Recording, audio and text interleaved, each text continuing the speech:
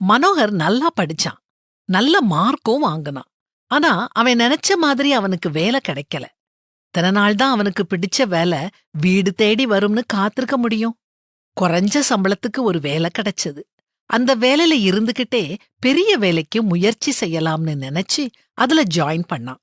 இங்க குறைஞ்ச சம்பளம் தானே கொடுக்கறாங்க, அதனால குறைவா வேலை செஞ்சா போதும்னு அதிகமா மெனக்கட மாட்டான்.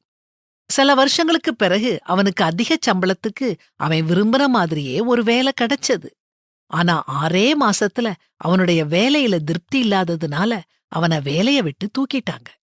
ஏன்னா சம்பளம் அதிகமா கிடைச்சாலும் அவனால அதற்கேற்ப சுறுசுறுப்பா வேலை செய்ய முடியல.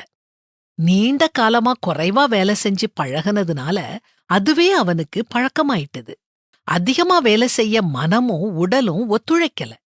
எப்பவுமே நமக்கு எவ்வளவு கிடைக்குது அப்படிங்கிற அடிப்படையில இல்ல, நம்மால எவ்வளவு செய்ய முடியும் அப்படிங்கிற அடிப்படையில தான் நாம வேலை செய்யணும். நமக்கு கிடைக்கிற அடிப்படையில நாம வேலை செய்ய ஆரம்பிச்சோம்னா நம்முடைய ஆற்றல் குறைஞ்சு போயிரும். இதே மாதிரி தாங்க குணமும். சிலர் நற்குணங்களை பிறர் மதிக்காட்டி நற்குணங்களை காட்ட மாட்டாங்க.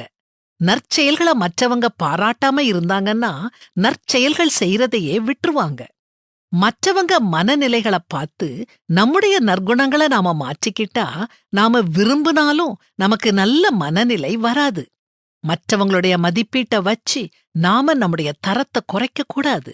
கடவுள் நம்மள பார்த்துக்கிட்டு இருக்கிறாரு. எதை செஞ்சாலும் மனப்பூர்வமா அவர் விருப்பப்படி செய்வோம்.